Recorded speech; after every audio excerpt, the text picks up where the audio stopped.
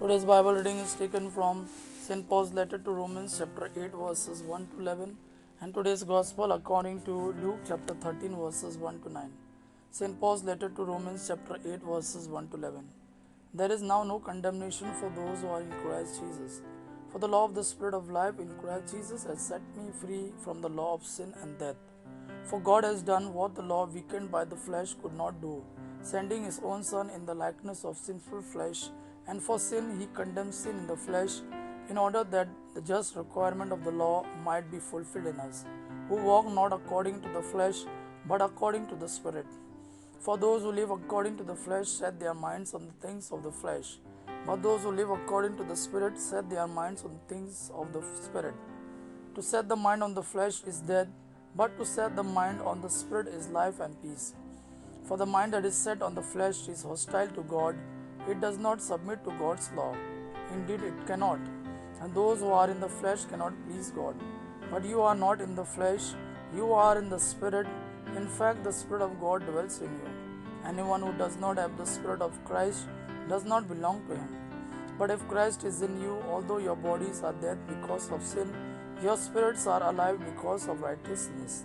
If the Spirit of Him who raised Jesus from the dead dwells in you, He who raised Christ Jesus from the dead will give life to your mortal bodies also through His Spirit which dwells in you. Today's Gospel according to Luke chapter 13 verses 1 to 9. There was some present at that very time who told Jesus of the Galileans whose blood Pilate had mingled with their sacrifices. And he answered them, do you think that these Galileans were worse sinners than all the other Galileans because they suffered thus? I tell you, no. But unless you repent, you will all likewise perish. Or those 18 upon whom the tower in Siloam fell and killed them, do you think that they were worse offenders than all the others who dwell in Jerusalem? I tell you, no.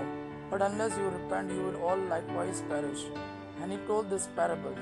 A man had a fig tree planted in his vineyard, and he came seeking fruit on it and found none.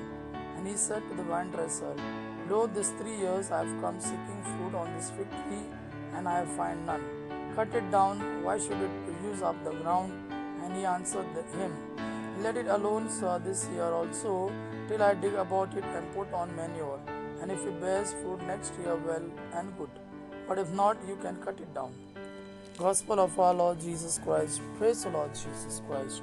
May God our Father and Son Jesus fill you with His mercy, peace and love. Amen.